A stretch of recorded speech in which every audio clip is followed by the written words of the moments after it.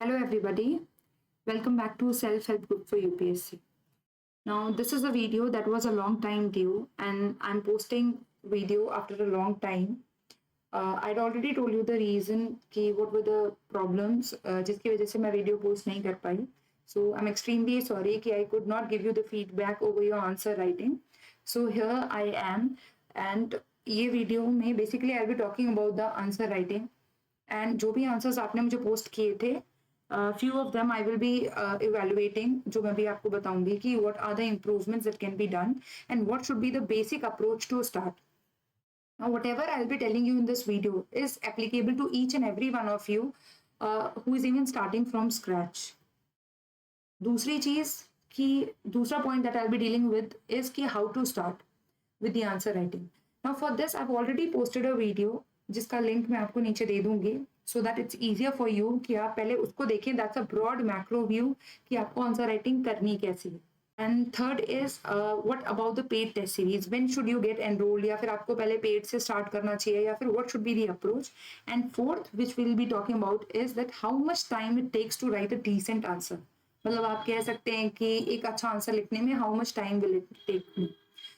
तो ये क्वेश्चन मैंने क्यों सोचा एड्रेस करने का, because I come across many people who ask me कि कितने टाइम में मैं आंसर राइटिंग सीख जाऊंगा या सीख जाऊंगी.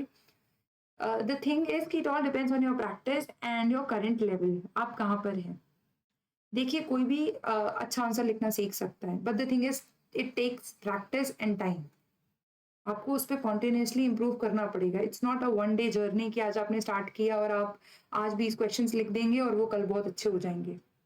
ऐसा नहीं होता है कि tomorrow if you start writing तो एकदम से अच्छा लिखेंगे आप. नहीं, it's a day by day thing that you do and if you are consistent in that तब वो डेवलप होती है over the time. And there will be a time जब आपको कैसा भी क्वेश्चन मिलेगा, डजंट मैटर आपके पास उस पर कंटेंट है या नहीं, but you will be able to write an average answer over all those questions. So let's get started without wasting any time. And these are some answers that I have taken from my Telegram group, जहाँ पे many of you had posted your answers, whatever you wrote. So I'm just not disclosing the names because I just wanted कि आपको सीखना है. So there's no point कि मैं आपको बताऊँ किसने क्या लिखा है, because we are not here to. Okay, so here's the first question. Evaluate the policies of Lord Curzon and their long-term implication on the national movement. अब इस क्वेश्चन में आप एक चीज देखिए. सबसे पहले आपको वो क्यों बोलते हैं प्रीवियस ईयर क्वेश्चंस को सॉल्व कीजिए. He the UPSC has asked you a question around a personality, Lord Curzon. Okay, so he was the viceroy और उनके अराउंड उन्होंने क्वेश्चन पूछा है. क्यों? क्योंकि he was a significant personality. When it comes to Dalhousie, Lord Curzon, ये सब चीज़ों के बारे में आपको पता होना चाहिए. क्यों? क्योंकि इनके टाइम पे बहुत ज़्यादा सिग्निफिकेंट पॉलिसीज हुई थी, डेवलपमेंट्स हुए थे. तो this is the way you are suppose to study. तो अगर आपने ये एक एग्जाम्पल देख ली है तो अब आप अगली बार जब पढ़ेंगे you will be familiar with कि यार मुझे डलहौजी के बारे में पता होना चाहिए, और भी जो सिग्निफिकेंट लोग हैं उनके बारे में भी पता होना चाहिए कि what were the developments that took place in his period. तो उसके हिसाब से you will be able to answer good. अब आपने अगर बुक पढ़ी है तो आप जनरल आंसर्स तो लिख पाएंगे क्योंकि इतना आइडिया हो जाता है, बट फॉर दो स्पेसिफिक पॉइंट्स आपको कुछ कुछ चीजें याद रखनी पड़ेगी जो कि हम इस आंसर में डिस्कस करेंगे. सबसे पहले जब आप क्वेश्चन पढ़ते हैं, coming on to the answer writing, जब आप क्वेश्चन पढ़ते हैं तो आपको पहले देखना है कि what is the question asking. तो इन्होंने क्या पूछा है, evaluate the policies of Lord Curzon. So evaluate का मतलब पहले है कि आपको सिर्फ पॉलिसीज मेंशन नहीं करनी है, आपको उनकी इम्प्लीकेशन भी बतानी है, उनका पॉजिटिव नेगेटिव इम्पैक्ट. तो उसको आप इम्प्लीकेशन में कवर कर सकते हैं क्योंकि if this is a 10 marker I guess, तो उस हिसाब से आप अपना कंटेंट डिसाइड करेंगे.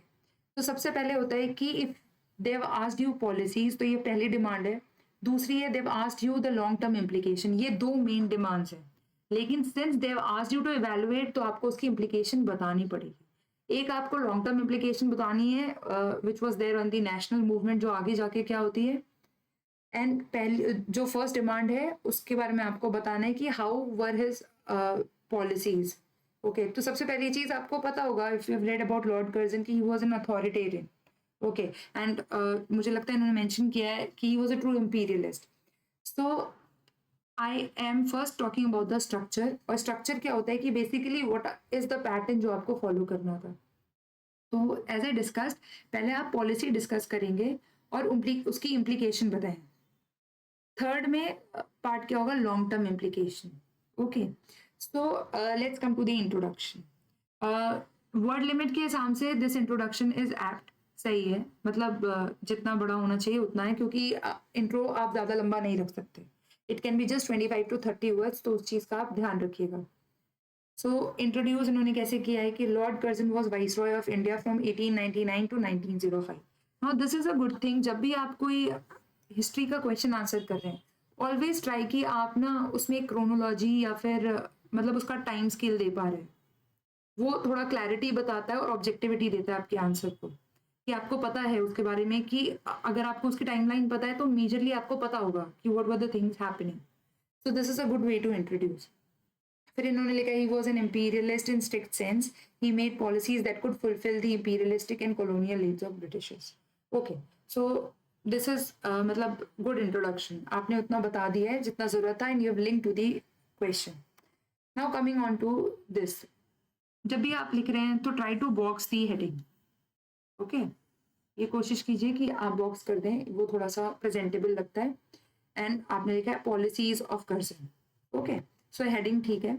नाउ सी, आपने लिखा है partition of Bengal was a black spot in his career as a viceroy of India. His main aim was to curb nationalism prevailing in Bengal, avoid making spelling mistakes. फिर he wanted to spread communalism in India, he was very aware of that Bengal. You see, जितने भी आपने points लिखे हैं, अगर आप इस question पे ध्यान देंगे तो it's all surrounded around Bengal. ठीक है, पार्टीशन ऑफ बंगाल। पहली चीज, जब आप मेंशन कर रहे हैं तो आप ईयर भी मेंशन कर दे तो इट्स गुड। ठीक है, try to be specific. Means में एक्चुअली क्या होता है, व्हेन यू राइटिंग आंसर्स तो आप ज्यादा स्पेसिफिक पॉइंट्स नहीं दे सकते, लेकिन जहाँ पे आपको ईयर याद है या कोई एग्जाम्पल याद है या फिर कोई पर्सनैलिटी याद है जिसने उसमें पार्टिसिपेट किया, तो मेंशन देयर। सो पहली चीज की उन्होंने पॉलिसीज पूछा है, तो you can just not restrict yourself to partition of Bengal.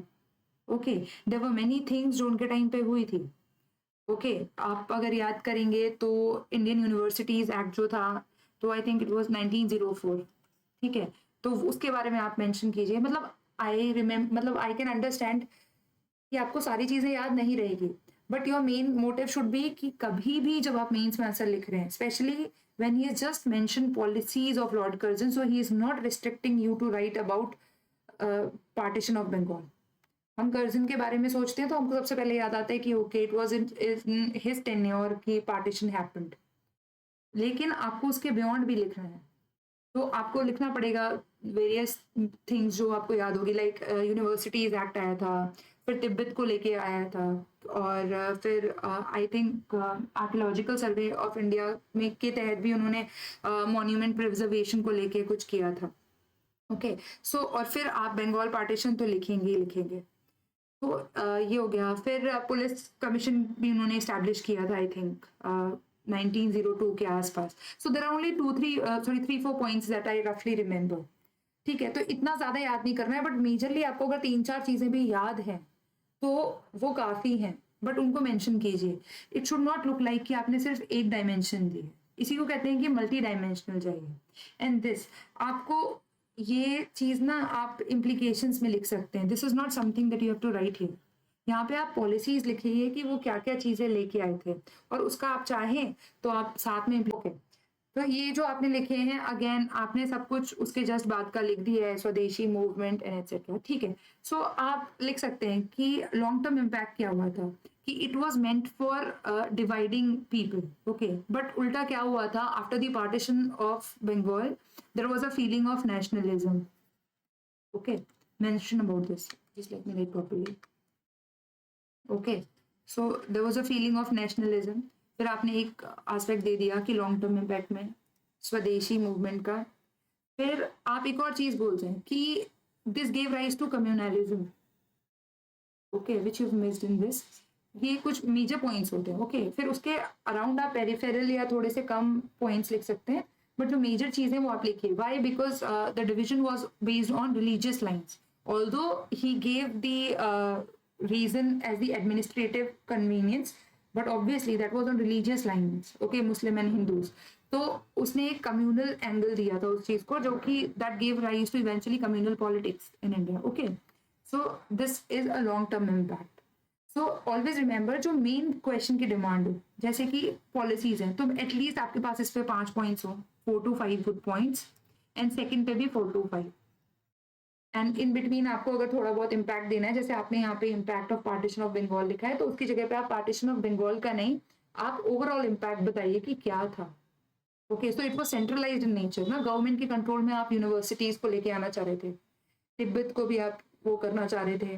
तो आपको ये सारी चीजें लिखनी है. You have to give an overall angle, because उन्होंने आपको स्पेसिफाई नहीं किया है कि आपको आंसर पार्टीशन ऑफ बंगाल के पॉइंट ऑफ व्यू से देना. देन कमिंग ऑन टू, और हाँ, इट्स गुड कि आप हमेशा एग्जाम्पल यूज करें.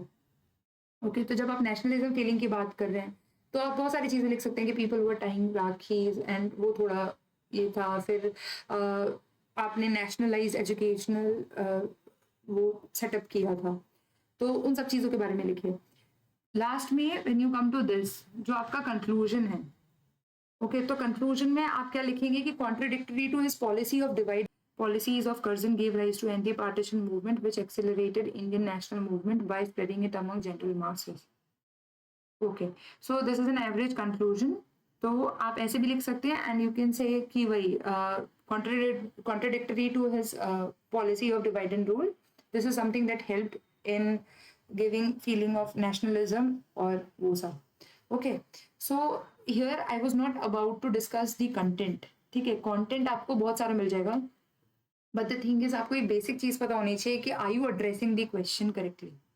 द थिंग इज कि बेसिकली आपको डिमांड का पता होना चाहिए. Okay, you don't have to write what you know, write what is being asked. Remember that this is the first rule. आपकी डिमांड अगर सही है, the examiner by looking at the ये आंसर ना, वो बता सकते हैं कि your answer is revolving around what, have you met the demand और not. Okay, then coming on to the second question. Now this was also a question, लेकिन इसके बारे में मुझे कुछ बताना था. सी, राइटिंग ऑब्वियसली मैटर. अगर आप अच्छा लिख रहे हैं, नीट लिख रहे हैं, तो that is always appealing to the examiner. And writing is something, तो आपकी राइटिंग साफ साफ दिखनी चाहिए ताकि मैं इंटरप्रेट कर पाऊँ. Like I just wanted to give you an example. इसको करने के बाद या this is the same answer जो उन्होंने लिखा. Okay, this answer and this answer is same. Okay, now the thing is point इसमें अच्छे हैं. आई रेड इट, ज़्यादा नहीं पढ़ा मैंने, बट थोड़ा थोड़ा पढ़ा था. इस आंसर में ना पॉइंट्स बहुत अच्छे हैं, but I tell you the major problem. अगर आप देखेंगे ना, इसमें आपको क्लैरिटी नहीं आएगी, क्योंकि सी, ये जो लिखा है ना, it is very difficult for me to understand कि ये कैसे जा रहा है. So just try to be neat in your answers. It increases the legibility of your answers, and वो आपकी थोड़ी हेल्प करेगा. Why? Because the easier you make it for the examiner to understand, more marks you get. है ना, उसको clarity होनी चाहिए. Like see, your points are good. Question क्या है? Why did the armies of the British East India Company, mostly composed of Indian soldiers, win constantly against the more numerous and better equipped armies of the then Indian rulers? Give reasons. I think this is a question from 2022 or 2023 when I appeared, क्योंकि ये मतलब ऐसे याद आ रहा है. तो again this is a previous year question. तो let me गो systematically. सबसे पहले इंट्रोडक्शन की बात करते हैं. तो मैं नॉर्मली आपको बताऊं कि try not to keep your introduction too long. Try to confine it to 25 to 30 words. Now, the British came to India in 1600s and thus began their quest for usurpation of Indian lands. In the initial years, the company had European soldiers. However, as they gained prominence, they began recruiting Indian soldiers. The enemy comprising of Indian soldiers, army, sorry. See, this is what I'm telling you कि सब अच्छा है. Even if you're writing good ना, अगर आपकी writing legible नहीं है, तो that will create a problem for you. See, I don't want to demean anybody. I just want कि आप अगर मेहनत कर रहे हैं, तो आप सही डायरेक्शन में करें और सही से करें. Because as somebody, अगर मैं देख रही हूँ, आप देखेंगे, तो आपको ये महसूस होना चाहिए कि मैं गलती कितनी भी करूं, but it should be here, not in the main exam hall. You know कि how much costly it is. Prelims के बाद मेंस निकालना वैसे भी टफ होता है, लेकिन प्रीलिम्स ही बहुत मुश्किल से निकलता है. So you can not just take that risk कि आप मीन्स में गड़बड़ी कर रहे हैं. So right now is the time for improvement and do it. तो जैसे ये है, तो आपको इतना इलेबोरेट करने की जरूरत नहीं थी. You could have directly introduced with कि British East India Company though having Indian soldiers but they were far better than the Indian side of army. Why? क्योंकि उनके पास बहुत सारी वो थी, एडवांटेज था. ओके, सो आप डायरेक्टली लिख दीजिए, आपको इतना ज़्यादा स्टोरी लिखने की ज़रूरत नहीं है. ओके, जैसे आपने यहाँ पे बहुत ज़्यादा इलेबोरेट किया, यू स्टार्टेड विद कि came to India in 1600s and all that. आप कोशिश कीजिए कि 3 से 4 लाइन में आपका इंट्रोडक्शन हो जाए. Secondly, it's good to box your headings, लेकिन आप कोशिश कीजिएगा, कोशिश नहीं मतलब आपको करना ही है कि do not go beyond this line, you will B marked negatively. Okay, इससे आपके मार्क्स डिडक्ट होंगे. ठीक है, वैसे ही नंबर बहुत कम आते हैं और उसमें भी अगर आप ऐसी चीज़ों में नंबर देंगे तो इट्स नॉट गुड. तो इस लाइन के बियॉन्ड नहीं लिखना है. दूसरी चीज़, when you are using sub headings, try कि इसके नीचे से you are starting. Okay, for clarity I am telling. देखिए, आंसर राइटिंग में ना आप अपनी राइटिंग इंप्रूव नहीं कर सकते, बट आप अपनी लेजिबिलिटी इंप्रूव कर सकते हैं. और उसके यही तरीके होते हैं कि जैसे कोई कोई बहुत कम फॉन्ट साइज में लिखता है, तो आपको क्या करना है कि आप डिस्टेंस मेंटेन कीजिए in between the lines, so it's easier for the examiner to read. अगर किसी का फॉन्ट बड़ा है तो उसको थोड़ा सा रिड्यूस कीजिए ताकि वो ये ना लगे कि आप स्पेस ऑक्यूपाई करने की कोशिश कर रहे हैं. ओके, सो ये था, like the point is right. Efficient leadership, you giving example of Robert Clive. एक बैटल ऑफ प्लासी का आप दे सकते हैं कि उसमें they had the leaders like Robert Clive, फिर Warren Hastings, Munro etcetera were brilliant in the execution of ideas and displayed a high quality leadership. See, this is a good point. Again, military skill and strategies you're talking about. I told you कि the points are good, but the thing is आप देखेंगे कि इस answer में ना legibility नहीं है, इसमें ना थोड़ा सा नीटनेस की जरूरत है. आप इस पे काम कीजिए. You have to be very clear. आपने ये लिखा, इसके नीचे से आप कंटेंट लिखिए और उसको कोशिश कीजिए कि आप कट ना करें, ओवर राइटिंग ना करें. Do not add in between the lines, क्योंकि ना जो लोग पढ़ रहे होते हैं वो प्रोफेसर्स होते हैं. ओके, यूनिवर्सिटीज में, इन सब में. तो आपने देखा होगा कि हाउ ये जितने भी प्रोफेसर्स होते हैं उनको क्या अच्छा लगता है, दे वांट क्लैरिटी कि मैं कुछ पढ़ रहा हूँ तो मुझे समझ में आ जाए. अगर मुझे ढूंढ ढूंढ के पढ़ना पड़ रहा है ना, it will be difficult for me, and the more difficult you make it for me, it will be difficult for you to get marks. So इस चीज का आपको ध्यान रखना है. देखिए, इसमें आंसर्स ठीक है और इतने नीचे तक नहीं जाना है क्योंकि आपको इतना ही मिलेगा स्पेस. ओके, सो इतना ही स्पेस मिलेगा, आपको इस पे लिखना है. whatever point you are providing, try to give example. Like see, इधर पे इन्होंने example दिया हुआ है, here he is given you example. मतलब just you cannot mention कि उनकी leadership अच्छी थी. You will have to give examples of some leaders and viceroys and governor general जो उनके पास थी as compared to the मतलब Indian part. Okay, ये हो गया. So it's good. Every point that you are writing, try to give an example to substantiate, so that you're supporting your argument. उसके लिए आपको example हो. Examples, facts, reports, ये सारी चीजें ना, they provide specificity to your answer. Okay. And फिर आपने conclusion भी दी है. So it's good if you have concluded, but just work on the neatness and clarity of your answers, so that you're getting marks. Writing नहीं improve करनी होती, but उस चीज को visibility उसकी बढ़ाइए. तो the things that I told you कि थोड़ा स्ट्रक्चरिंग प्रॉपर कीजिए, गैप रखिए वर्ड्स में, avoid over writing and cutting. Okay, so apart from the difference in आर्मीज, Britishers have employed various tactics such as building alliances with local rulers, subsidiary lands, etc. to destroy Indian rulers and gain an upper hand. Okay, so it's a decent conclusion. तो conclusion आपको बस कोशिश करनी है कि it can be either summarizing the event or you're linking it to some other thing that happened in the future. Like हम बोलते हैं ना, when there's a question on the national movement की कोई भी चीज़ पे, so हम बोलते हैं it acted as a stage or a background for the further movements and for the further freedom struggles in India. तो उसको या तो आप फॉरवर्ड लिंकेज में डाल सकते हैं, या फिर आप समराइज कर सकते हैं, या फिर एक बैलेंस्ड अप्रोच दे सकते हैं. मान लीजिए कोई एक्सट्रीम चीज़ पूछ रही है, तो आप कहिए कि it had both positive and negative impacts, but the positives were less, या फिर the negatives outnumbered the positives. जैसे कि I remember there was a question on commercialization of agriculture, कहीं पे पढ़ा था मैंने. तो अगर commercialization of agriculture पे, तो ऑब्वियसली उसका एक दो बेनिफिट्स भी था इंडिया के लिए कि ठीक है, फार्मर्स की इनकम बढ़ी, बट उसके नेगेटिव इम्पैक्ट ज़्यादा थे because they were British seeking in profit seeking in motive. ठीक है, तो आप ऐसे भी कंक्लूड कर सकते हैं। नेक्स्ट, इसके साथ मैंने एक और आंसर दिखाया था। यस, ये answer is a type of perfect answer. अगर मैं बोलूँ, मतलब एकदम परफेक्ट कुछ नहीं होता है, बट जितना ज़रूरत है उतने में है। बट इसके लास्ट में I will tell you something. See, the answer has been introduced properly. आपको राइटिंग सुंदर नहीं रखनी है, ये बहुत अच्छी है, बट इट्स नॉट इम्पॉर्टेंट कि आप राइटिंग सुंदर रख रहे हैं, बट अगेन उसकी क्लैरिटी बढ़ाइए, लेजिबिलिटी बढ़ाइए। ओके, इसमें सब चीज़ें ठीक हैं। This is the sub heading and it has been box, तो क्लैरिटी बढ़ा दी। सो इफ़ यू कंपेयर ना, आपको पता चलेगा। देखिए, एक तरफ या this is a very appropriate conclusion, बस आपको इसको थोड़ा कंसाइज करना है कि ये थोड़ा सा कम स्पेस ऑक्यूपाई करे। Okay, so this is done. Now the main thing is for all those people जो सोच रहे हैं कि ये आंसर लिटरली बहुत ज़्यादा अच्छा लिखा गया है, सब कुछ है, this answer is a model answer. Okay, so क्योंकि जब मैंने ये देखा था तो मुझे लगा कि यार everything is up to the mark. इसका मतलब ऑब्वियसली देखिए, आप हर चीज़ का एक इम्प्रूवमेंट बता सकते हैं। अगर मैं आंसर लिख रही हूँ तो आपके पास उसके लिए भी 4 सजेशंस होंगे, बट आपको एक नॉर्मल अच्छा आंसर लिखना है जिसमें आप उसकी डिमांड मीट कर रहे हैं, एक डिसेंट इंट्रो है और कंक्लूजन है, दैट्स इट। यहाँ पे अवार्ड तो मिल नहीं रहा है, and there is no answer that is perfect.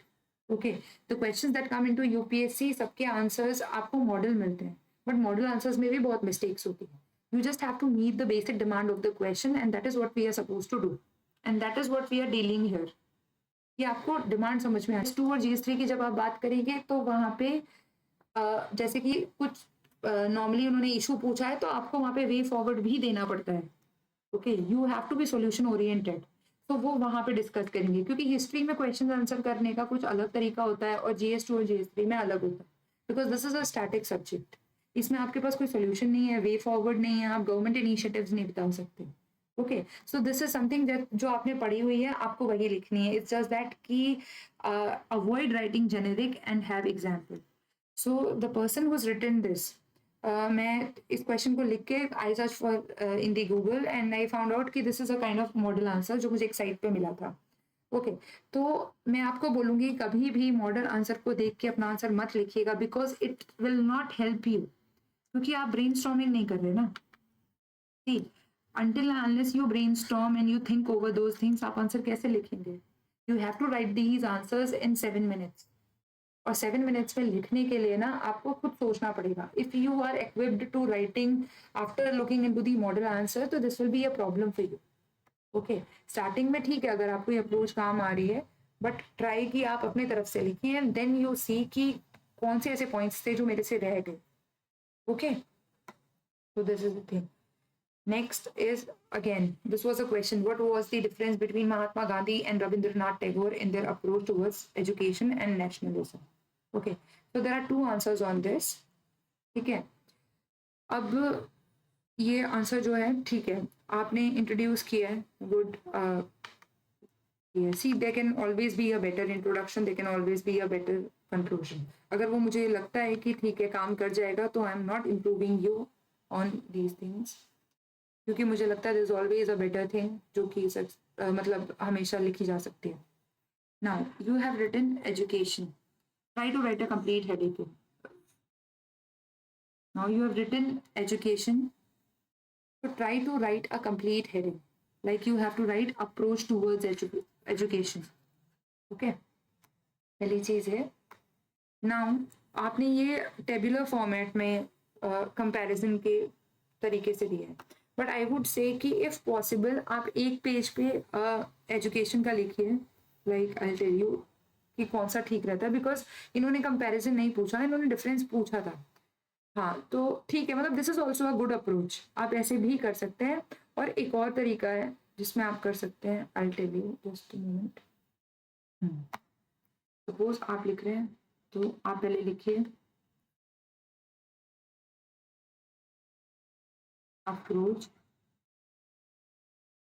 Towards education.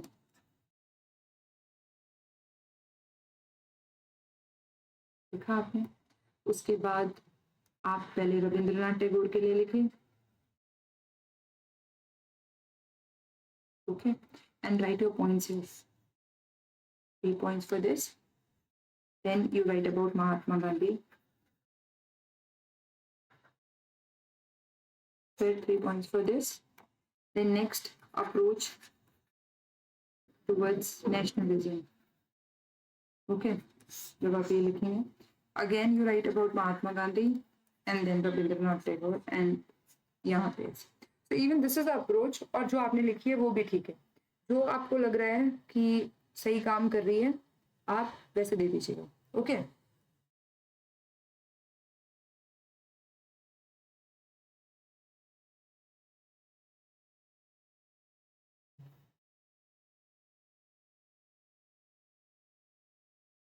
Okay so let's come back to this.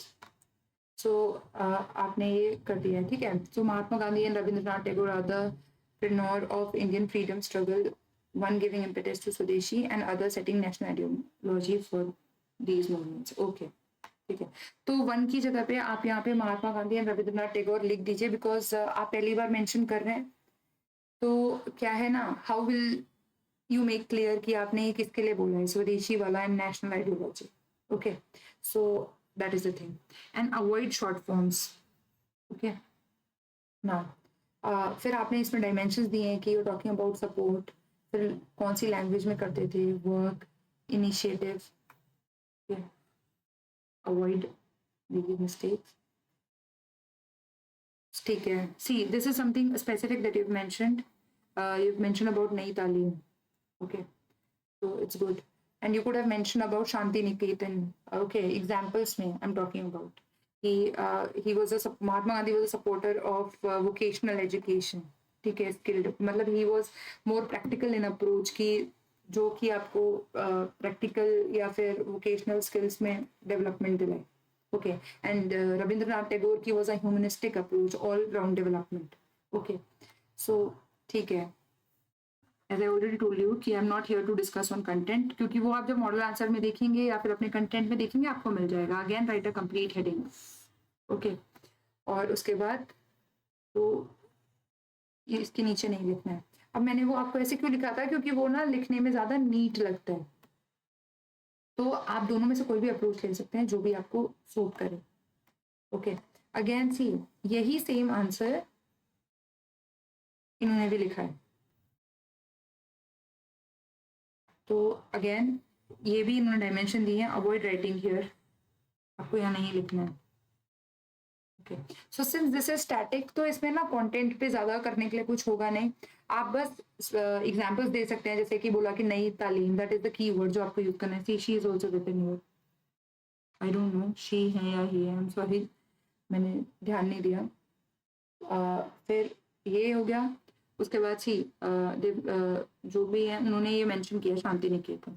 तो ये एग्जाम्पल है, आप लिख सकते हैं. और अगेन नेशनलिज्म के लिए भी आपने लिखा है.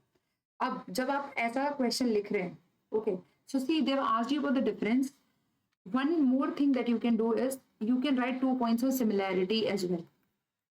Although they had different approaches to education and nationalism, they had different thoughts on this, but they had a similar approach in. आप 2 points लिख सकते हैं कोई भी, and इसी चीज से आप conclude भी कर सकते हैं. Like here, the conclusion is थोड़ा long. Try to concise it to 25 to 35 words. See, यहाँ पे भी इन्होंने लिखा है offer distinct and multifaceted perspectives on education and nationalism. And here also you have written that. Okay, तो avoid repetition. ये थोड़ा फिर लगता है कि you have used the same thing again and again. आपको repeat नहीं करना है.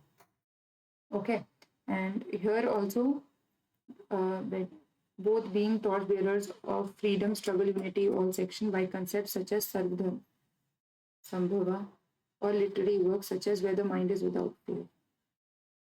ओके, सो ये आप लिख सकते हैं वहां पे जब आप सिमिलैरिटीज की बात कर रहे हैं. जब आप कंक्लूजन में आएंगे ना, तो आप एक ऐसा उनको कॉमन पॉइंट बताइए, उसका मिडिल वे नहीं. जब आप कंक्लूजन लिख रहे हैं तो आपको एक अप्रोच बताना है कि although they had different vision on this, but फिर भी अल्टीमेटली जब आप इंडिया की इंडिपेंडेंस की बात करते हैं ना, तो they had a similar approach and they wanted to awaken the masses.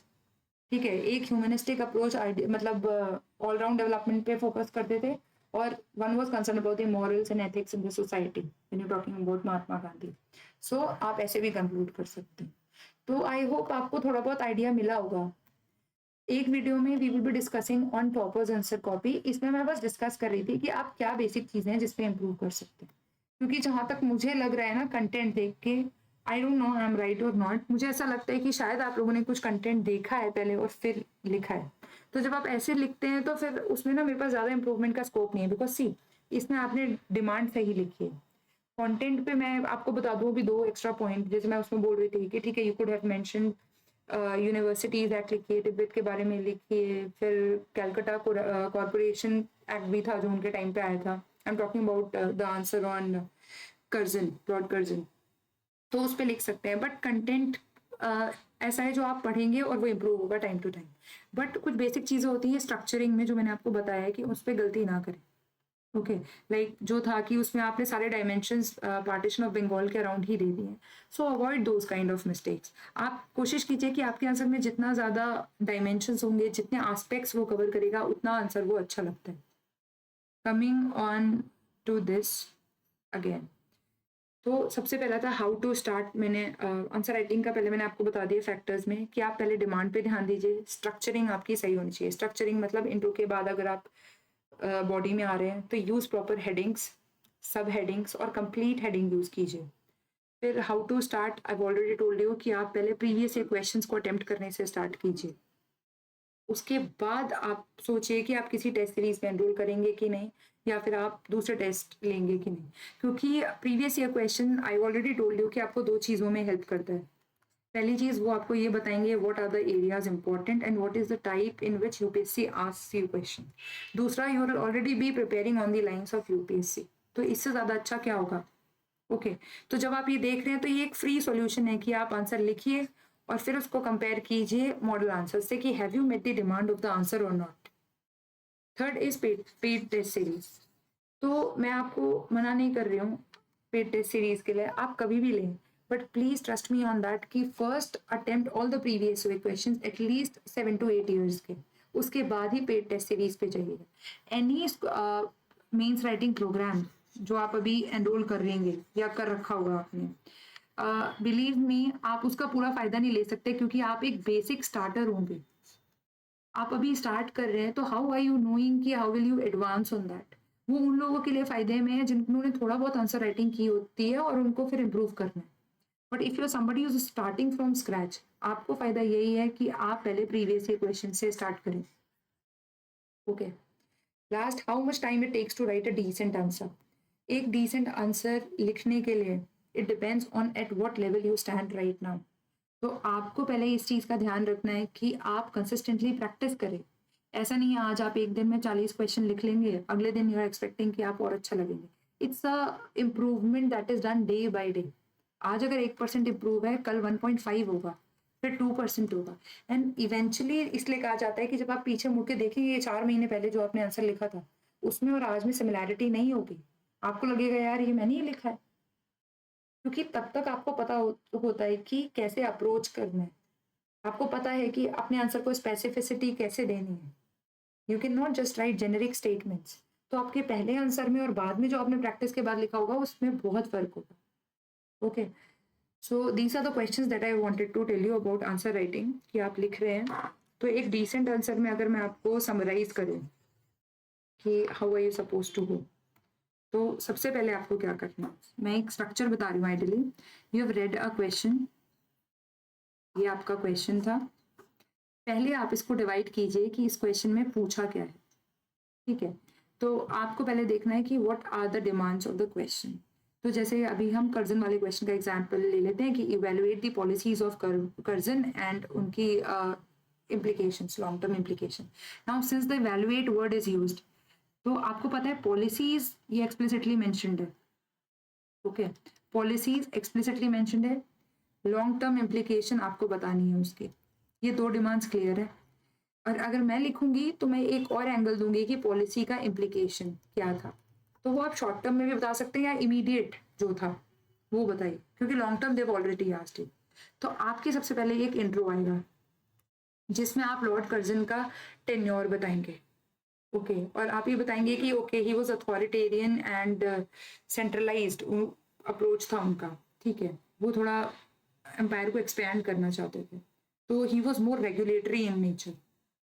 फिर उसके बाद आप आएंगे, आपने 3 से 4 लाइन में इंट्रोड्यूस किया, उसके बाद आप बॉडी के लिए हेडिंग डालेंगे कि लॉर्ड कर्जन्स पॉलिसी, ठीक है, मतलब आपने ये लिख दिया पॉलिसीज। अब आप यहाँ पे लिख दीजिए Indian universities act 1904, Calcutta corporation act, उसके बाद आप तिब्बत वाला लिख देंगे, फिर मॉन्यूमेंट प्रोटेक्शन एक्ट लिख देंगे, 4-5 पॉइंट्स हो जाएंगे, फिर बंगाल पार्टीशन। ओके, ये लिखना है। उसके बाद आप इमीडिएट इम्पैक्ट्स लिख देंगे, तो उसमें वो सब आ जाएगा कि स्वदेशी का लेके कर देंगे आप, यूनिवर्सिटीज एक्ट में कि आपने फ्रीडम मतलब restricted the freedom of universities as it was under the control of government in. तो इसी से ये जो आपने पॉलिसीज लिखे हैं ना, आपको लगेगा इतना कैसे याद रहेगा, इन्हीं में से ऑब्वियस सी बात है ना कि इम्पैक्ट्स निकाल सकते हैं आप। फिर ये आपने 2 से 3 पॉइंट्स लिख दिए क्योंकि it was a peripheral demand. There is a difference between the main demand of the question and peripheral.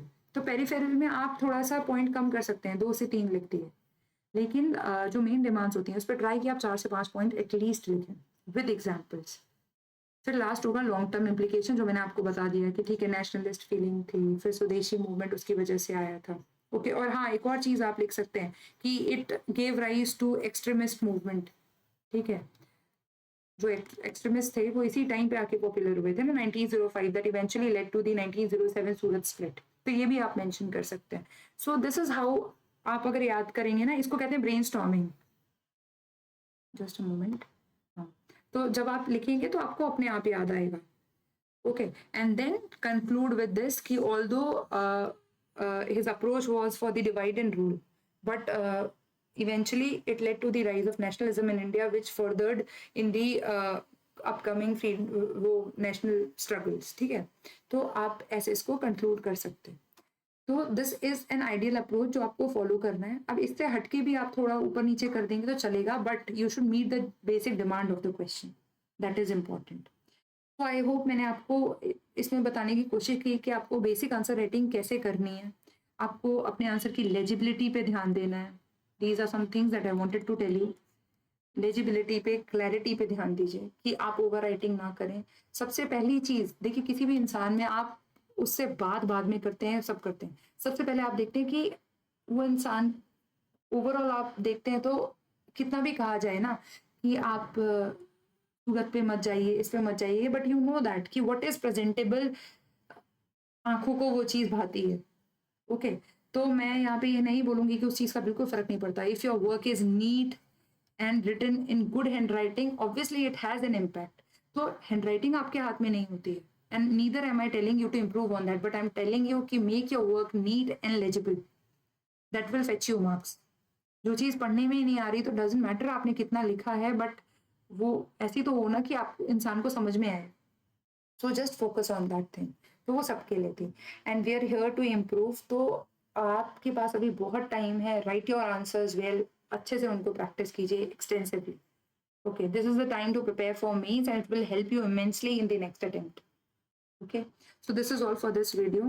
And और कोई भी चीज़ पे आपको वीडियो चाहिए मुझे बताइए। I know I am not able to post videos, I already told you the reason behind that, but I will be trying कि मैं आपके एटलीस्ट डाउट्स तो सॉल्व कर दूँ। ओके, सो इसमें मैंने बेसिकली वही चीज़ एड्रेस करने की कोशिश की थी जो आपने मुझे आंसर्स भेजे हैं। And if there is anything else जो आप चाहते हैं कि मैं वीडियोज़ बनाऊँ, तो I'll be happy to help you। It's just that it can take a little bit of time, so please pardon me for that, क्योंकि I am a little bit busy with some of the things, तो उसके लिए। So that's it for this video, and soon I'll be bringing a video on anthropology, but थोड़ा सा time लग जाएगा। And if I'm planning on some things, let's see how they turn out। So I will be telling you all those things जो भी है। तो अभी I don't want to commit anything because right now there are some issues going on, तो उसको लेके I don't want to commit anything। So I hope you could understand, and still you have any doubt regarding the answer writing।